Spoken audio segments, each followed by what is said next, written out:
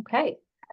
Thank you everyone for joining us on our session today titled Fortifying the Digital Frontier, Leveraging MS-ISAC Services for Robust Cybersecurity. Our speaker today is Elijah Cedeno, who is the Regional Engagement Manager with MS-ISAC, which stands for the Multi-State Information Sharing and Analysis Center. Elijah's session today will introduce MS-ISAC's free cybersecurity services, covering both proactive and reactive strategies for organizations at any stage of their cybersecurity journey. You'll learn the keys to enhancing your digital defenses using MS-ISAC's resources. Please feel free to ask questions using the Q&A feature. This session will be recorded, and both the recording and a copy of the presentation will be sent to all registrants after the event. So Elijah, I'm going to go ahead and go on mute and let you take it from here. All righty, thank you so much. Let's see if this works on my end. All right, thank you for the introduction. As Mary said before, my name is Elijah Cedeno, Regional Engagement Manager of CISA Regions 1 and 2. That means nothing to most, so let me ground it in some geography. So that's every state north of New York itself, all the territories, and New Jersey. MS-ISAC is an information sharing and analysis center. The ISACs have been around since the late 90s, and we've been around for about 20 years.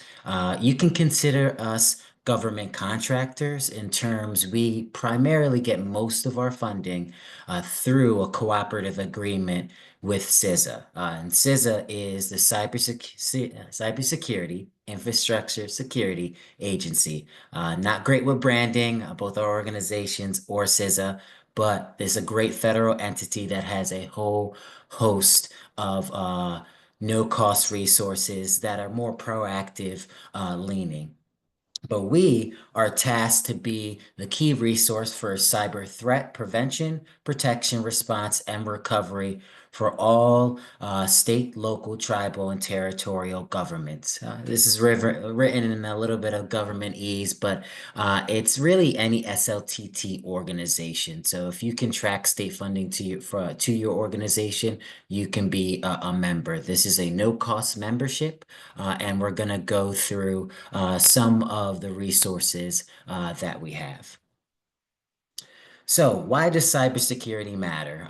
As you can see on the screen, and a little dated this chart, but this is the most recent chart we can get for disclosures related to reports for MS-ISAC related to ransomware. It's increasing. This will continue to increase.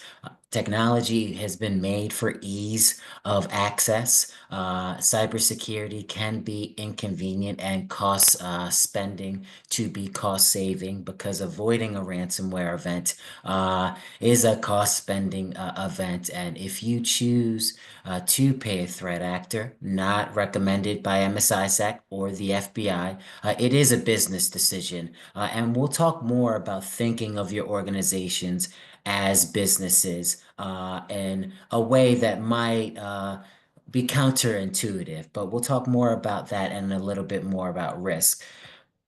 The impact is obvious enough.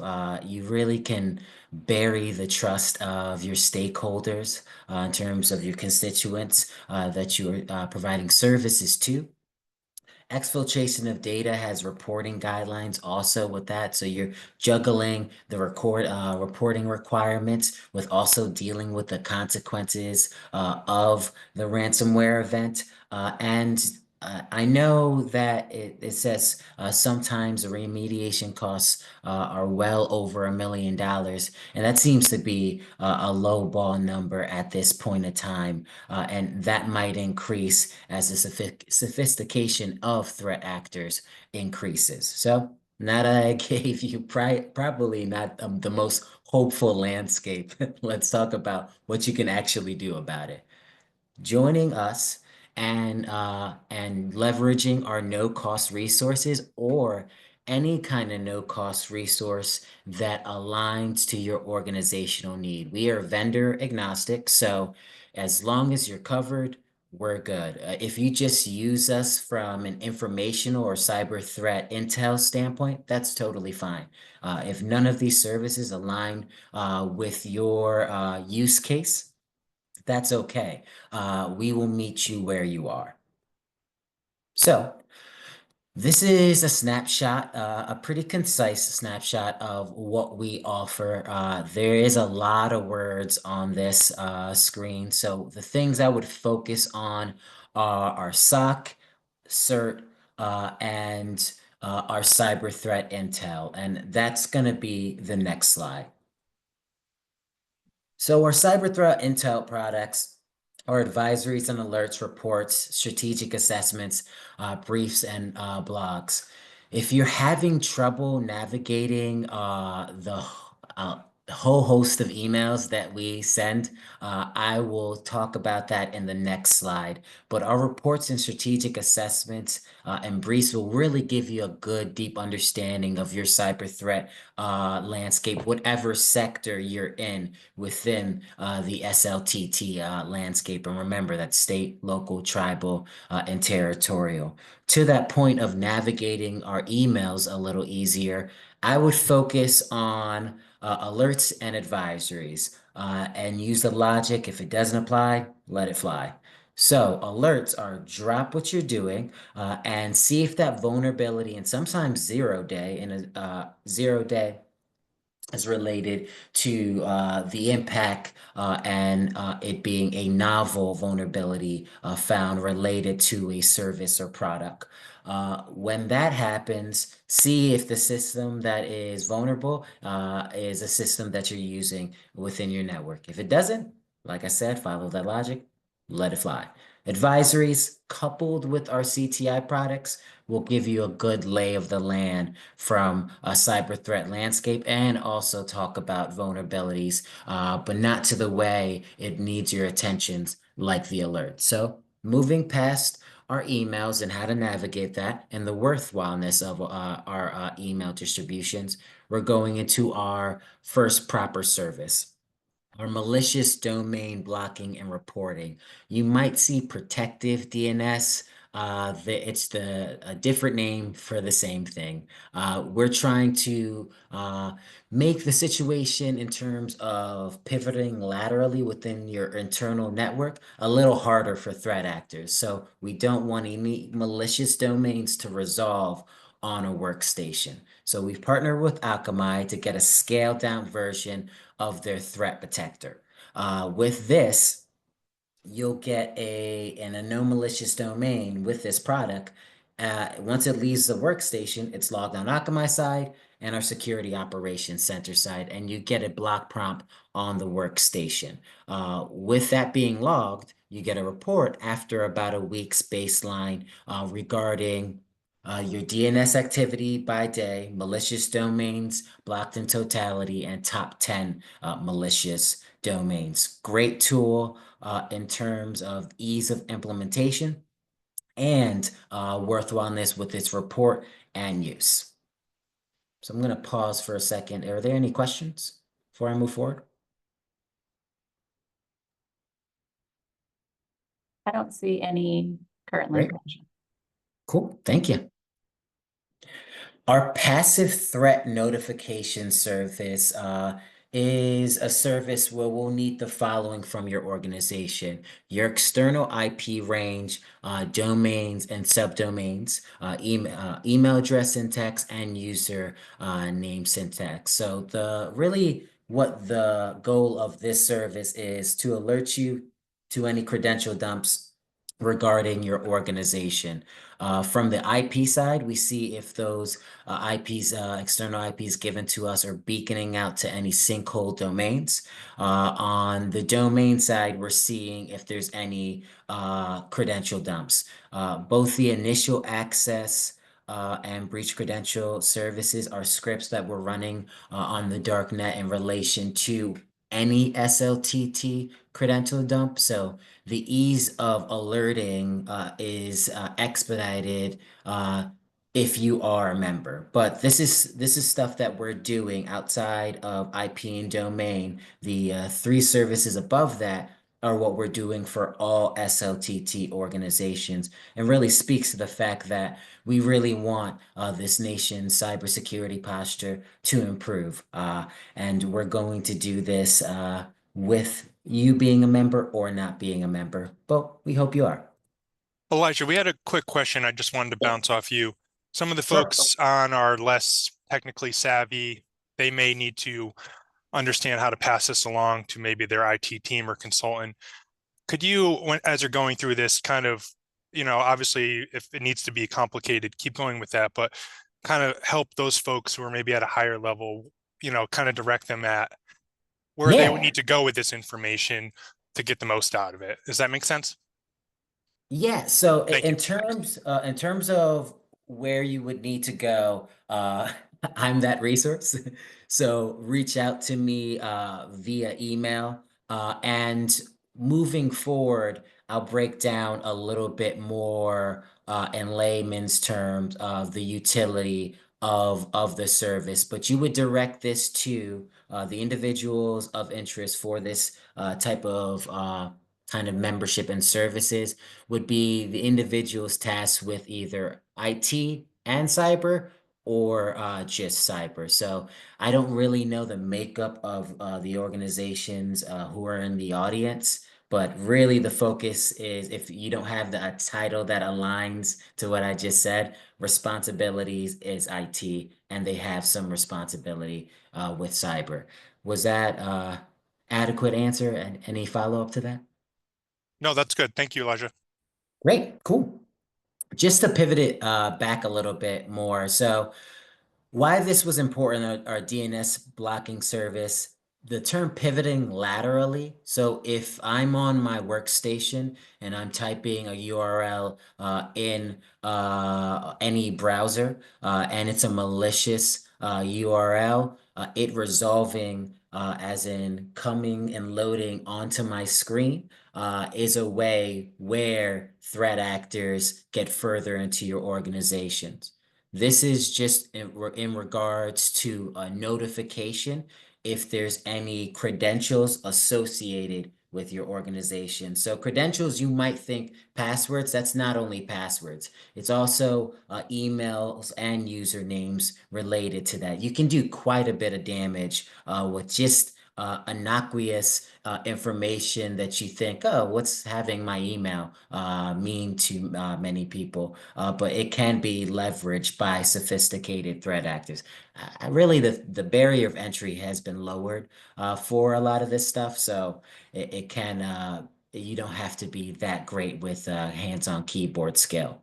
This, our real-time indicator sharing, is how you automate a manual process. So we want to provide indicators of compromise. So these are indicators of compromise on the screen. You'll see file hashes, IPs, domains, URLs, emails, HTTP requests.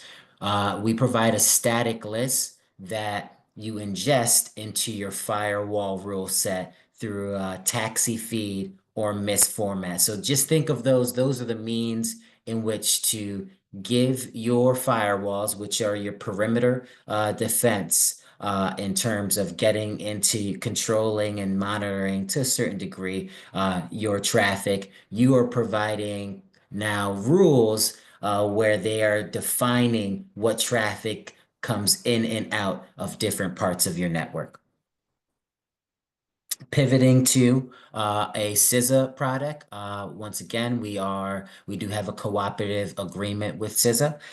They provide free scans of your external network. So that's your publicly facing network. They will provide scans of that network with the report card, with remediation steps to remediate said vulnerability, and a dashboard that houses historical data for related to those scans.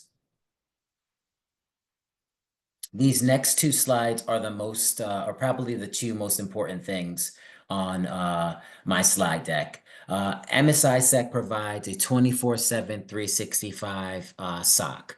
And we provide any kind of support you need during an incident and prior to an incident. So with the Security Operations Center, with ours, just to speak more frankly or specifically, you can ask any cyber related question. So if it's, hey, can I get a vendor opinion? We're vendor agnostic, note that, but we have about 18,000 organizations under our banner that we can at least pair you with a member. If you have an edge case report where, let's say, you're using a web-based sandbox to analyze malware or like a phishing link, you can send that report to our security operations center. And for those organizations that have a SIEM or some kind of logging mechanism within their organization, you can send malicious logs over to our SOC.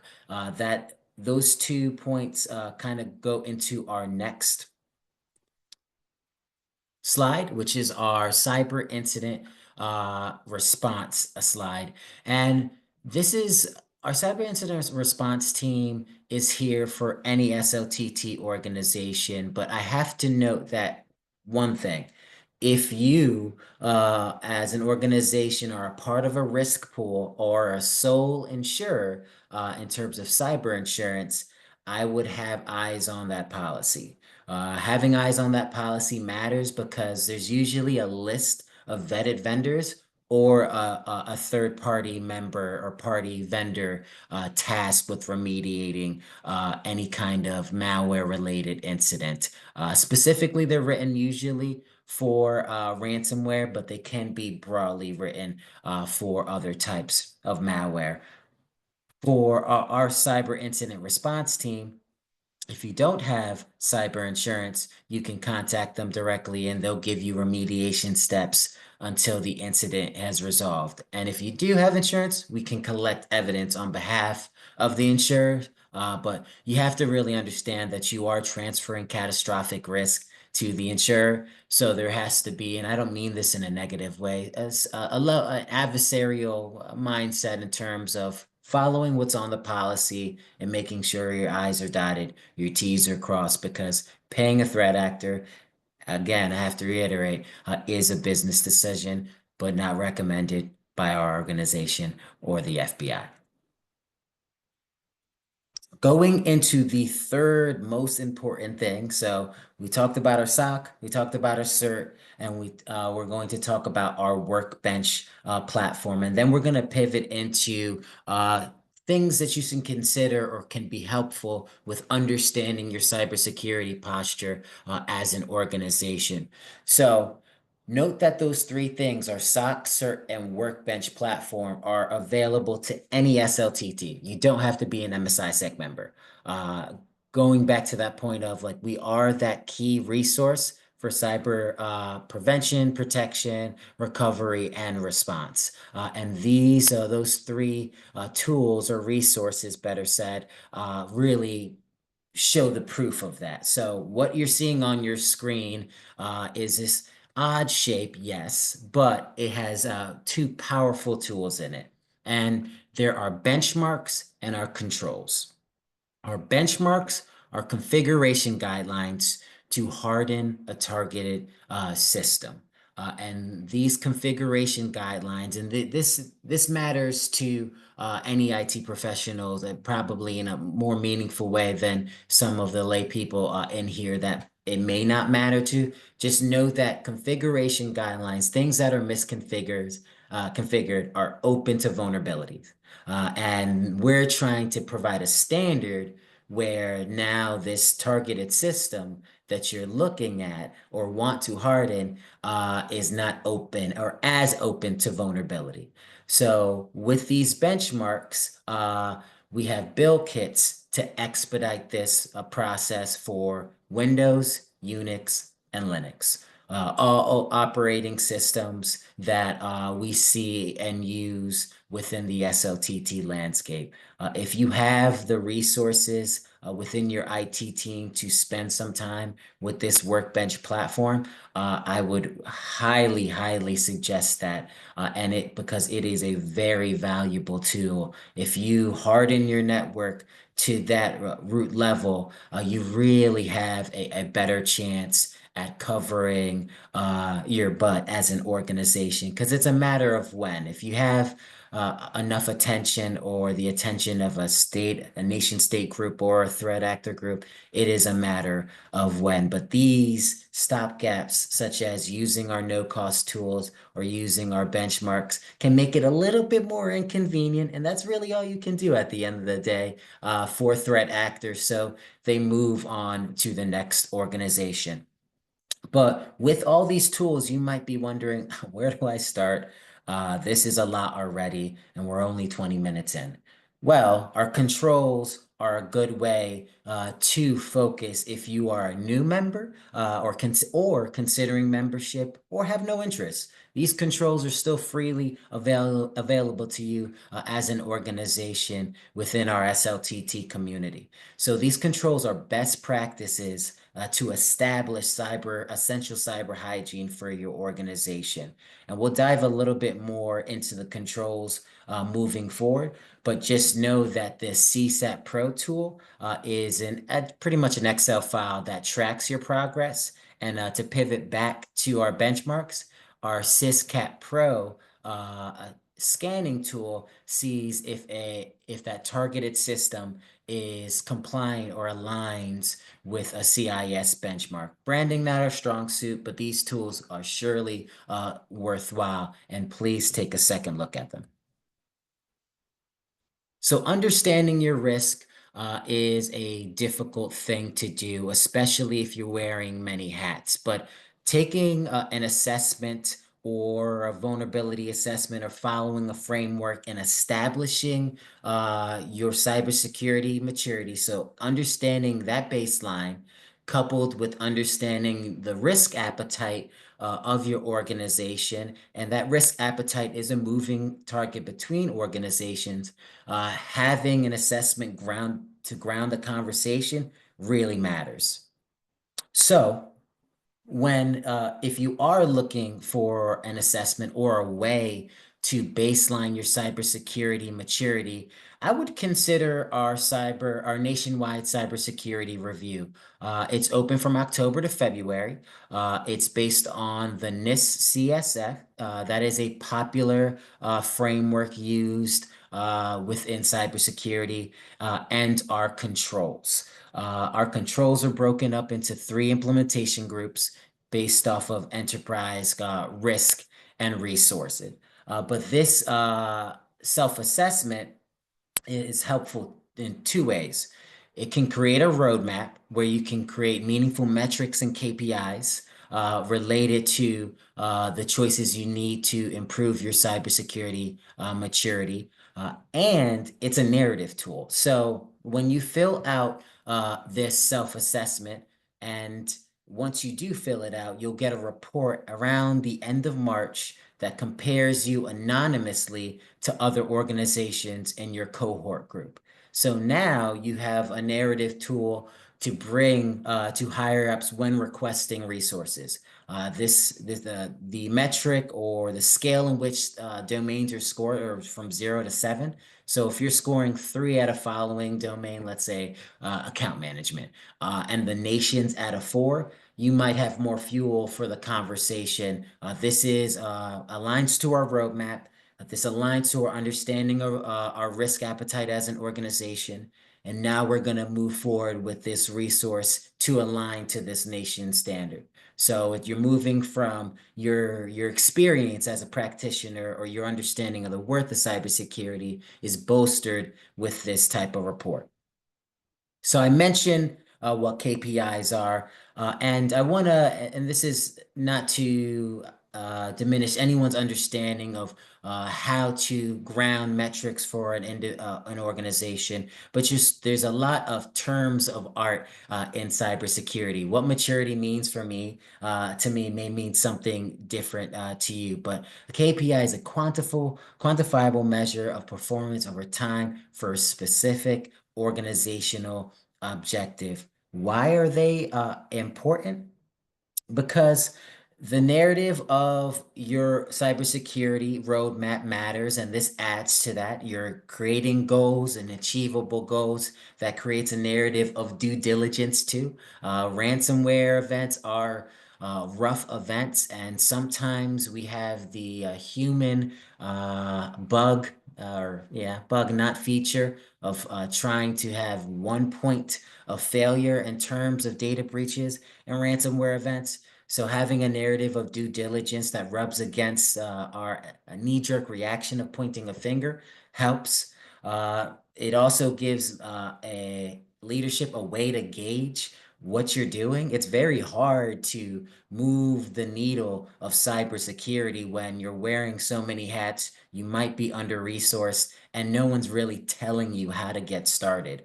So having that self-assessment, understanding your baseline maturity and aligning that with using risk as your means of prioritization, you can get somewhere meaningful. So we're going to dive a little deeper into the controls, but going to stop for a second to take a drink of water and to see if anyone has a question. I'll take silence as a soft no. Yep, that's correct. Cool. Our controls, I mentioned this in the workbench slide, are broken up into 3 implementation groups based off of enterprise risk and resource. There's 153 safeguards. Sounds like a lot. It is. But if you implement implementation group 1, in the next slide, you'll see how protected and covered you are. So with going through just a little bit of safeguards in comparison of going through all of the 153, you're covered against the most common tactics, techniques, and procedures by threat actors. So our controls and under these safeguards, which we're going to highlight a little later in this conversation, are reverse mapped to the MITRE framework. So the MITRE framework is a framework that outlines the tactics, techniques, and procedures threat actors use. So if you're using like the NIST CSF, the NIST 853, all frameworks. If you're using the ISO series, to my knowledge, there is not a one-to-one percentage in terms of coverage. And like frameworks have an audit-esque vibe, have you fulfilled? Our controls and our safeguards are do this to achieve, which helps with reportability, but also helps with communication in terms of fulfilling this type of task.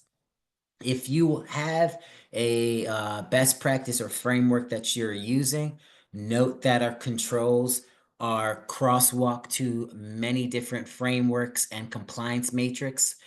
So HIPAA compliance, PCI 4.0, and there's a lot of other CGIS also. There's a lot of utility with using our controls. And note, that is a part of that workbench platform that you can leverage as a member or not a member. So let's take a look about our first control, just to give you a snapshot of it. The business goal is something that you probably will communicate to either your director of that organization, CEO, CIO, or CISO, or with whatever titled leadership aligns with IT or cyber responsibilities for your organization. So to ensure that only authorized systems store or process the organization's data.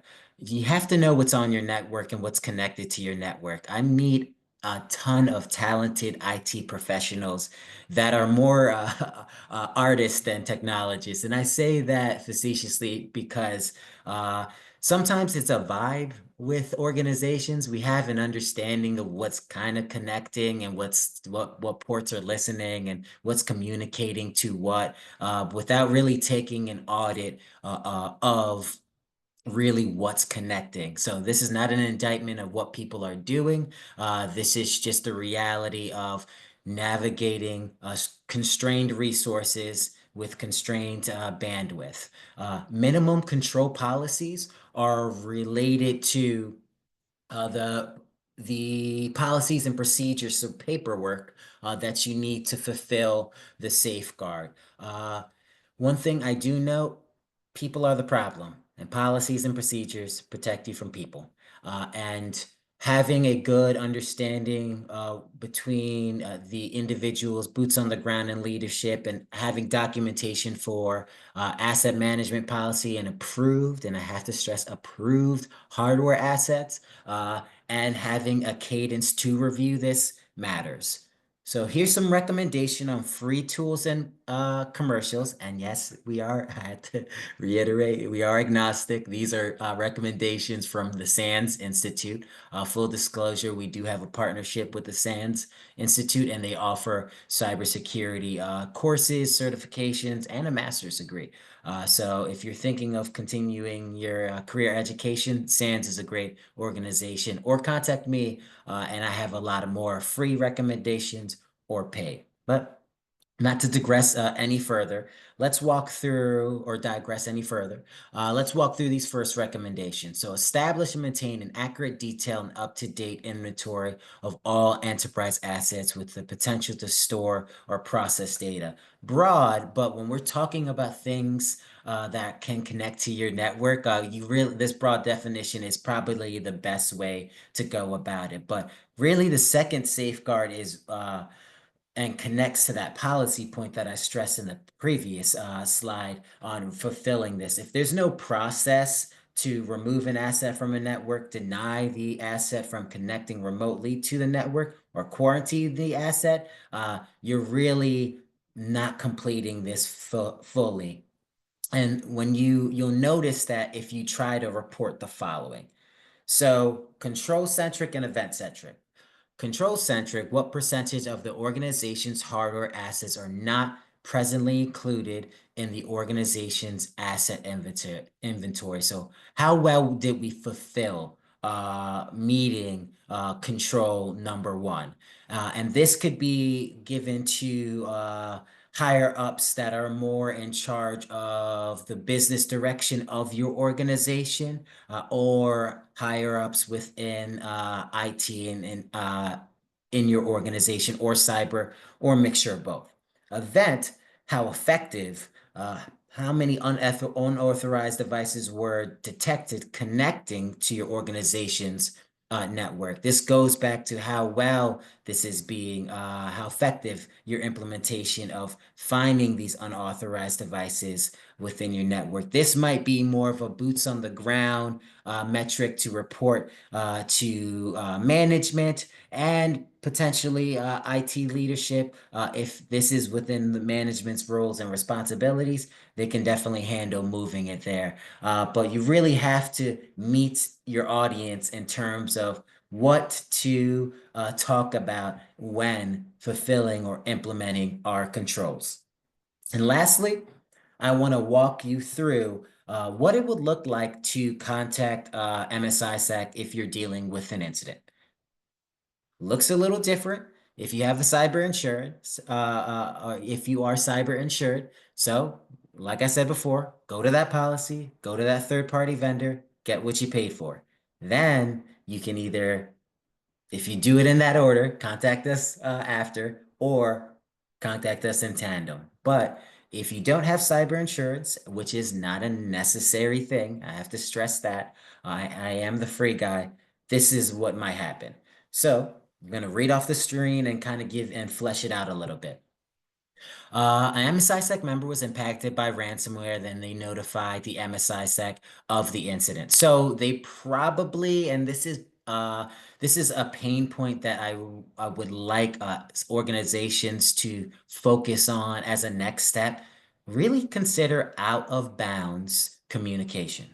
If I'm trying to assist your organization, and I have to assume as a CERT team analyst that you potentially don't have control of some of the high value email assets within your organization. So having a good understanding of what out of bounds communication looks like for your organization will help expedite this process. And we'll talk a little bit more about it, like an incident response plan briefly. But moving to, we've formulated an out of bounds communication.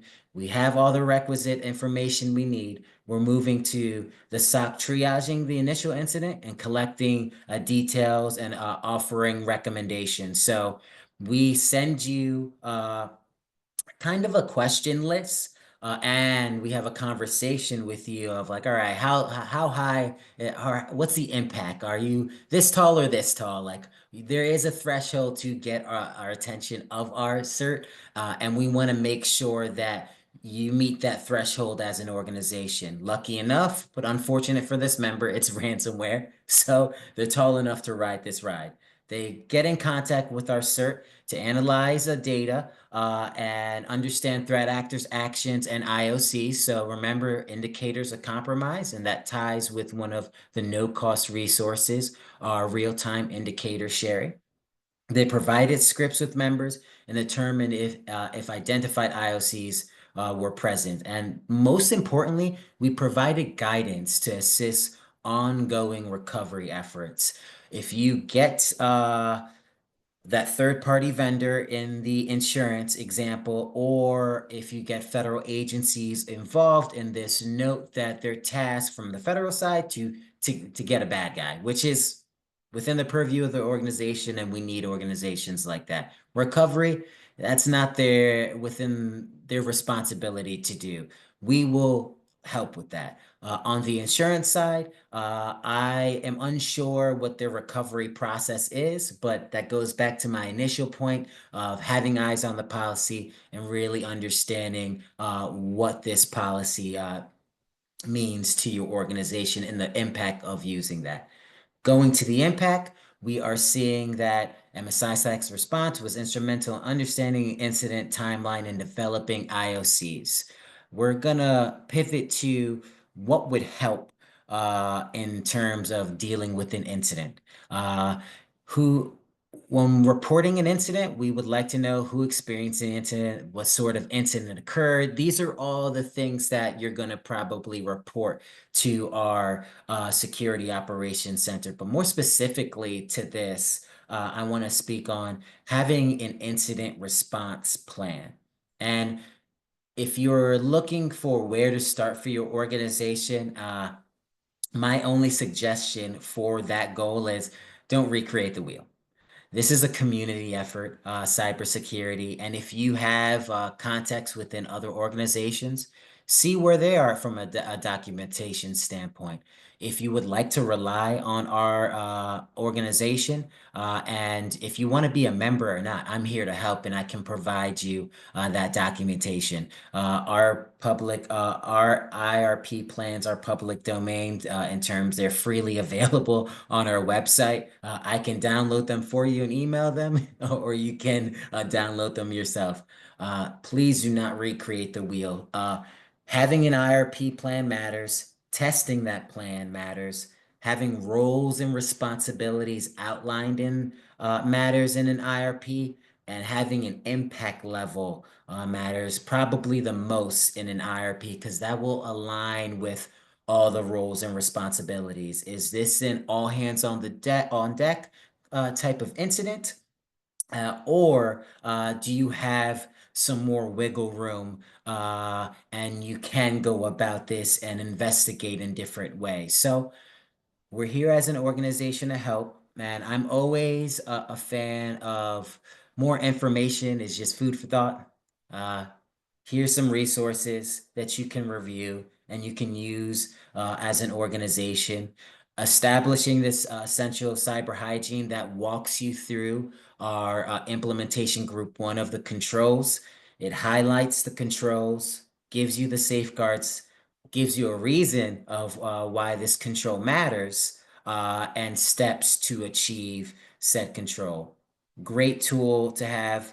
Stop ransomware guide. I was gonna put this in this presentation, but it's a lot.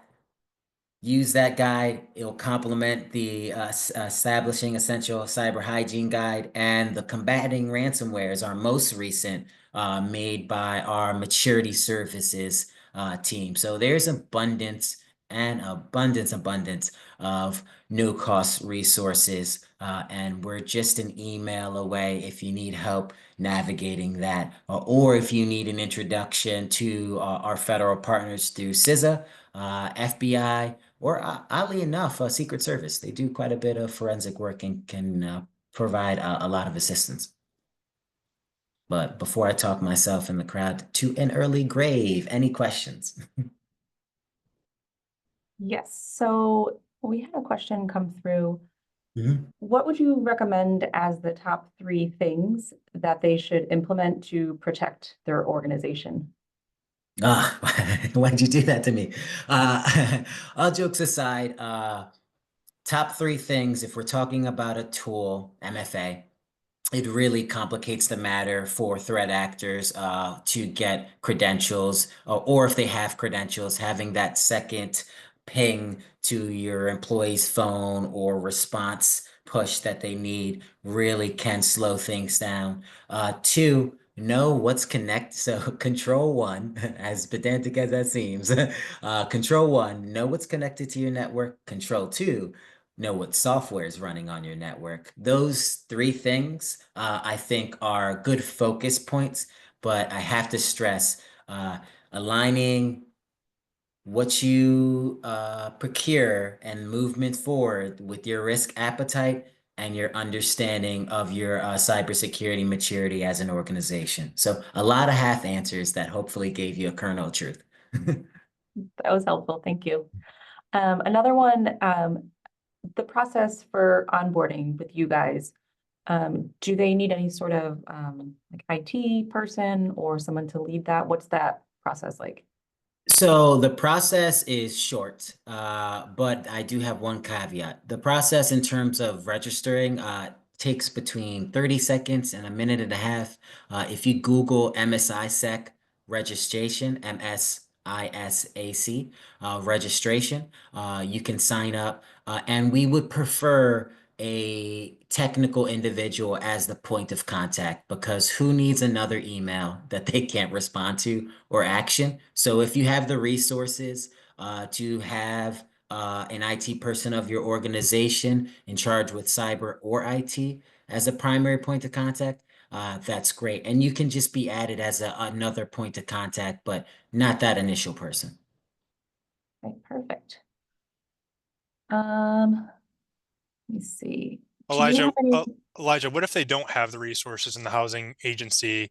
Some of the agencies, some of the folks on this call might be from smaller, mid-sized agencies that don't have in-house IT or very limited support, and they're starting from square one on this. Like, could they engage with you guys to figure out what they need to even get started first, or what route would they take there? Oh, that is in my circle of competency. That's what I love to do. If you're on square one, square zero, anything in between, I'm here in terms of maturity.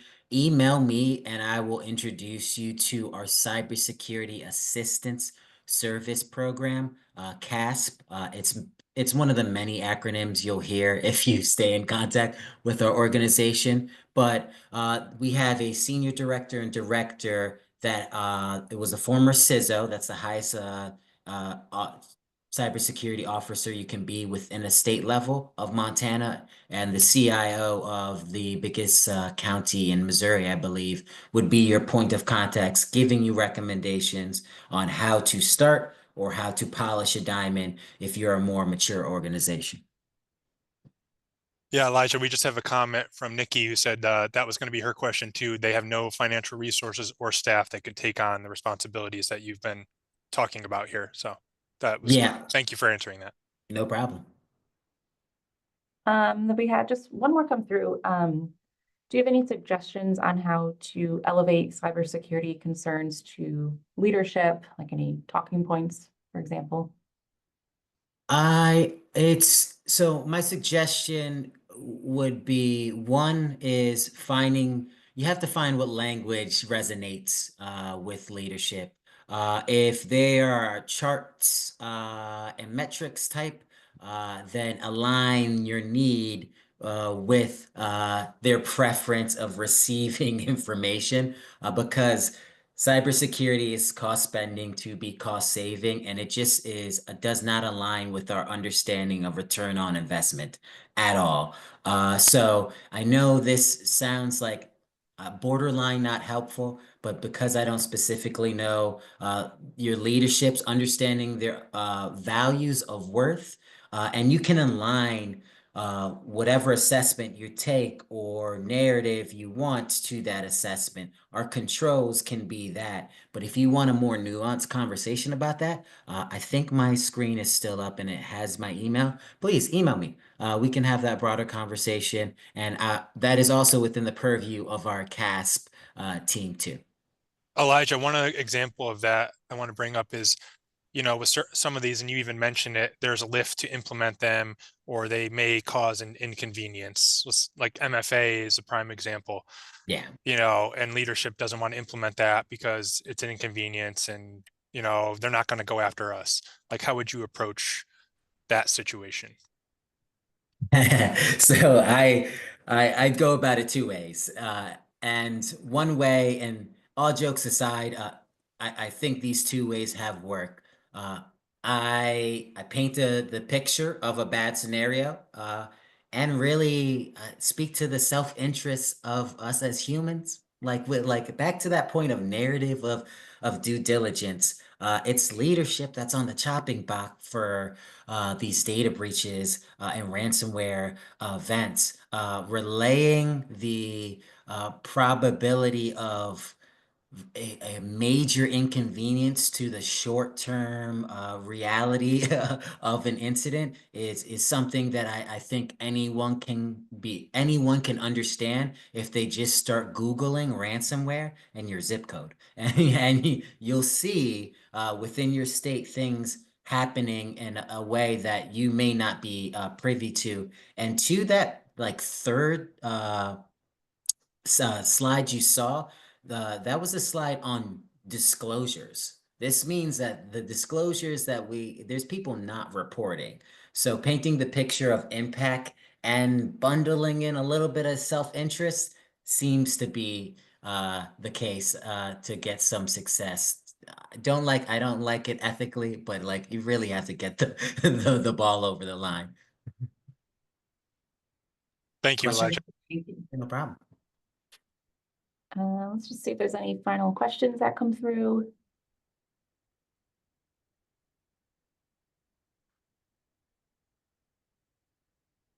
Okay, I don't see any in the queue as of right now. So we'll go ahead and conclude the session. Thank you so much, Elijah, for your expertise on this topic. We do really appreciate you sharing all of this information on all of these services today with us. Thank you everyone for attending. Our next session is going to begin at 2 p.m. Eastern time. So we'll see you all there. Have a good one, everyone. Thank you.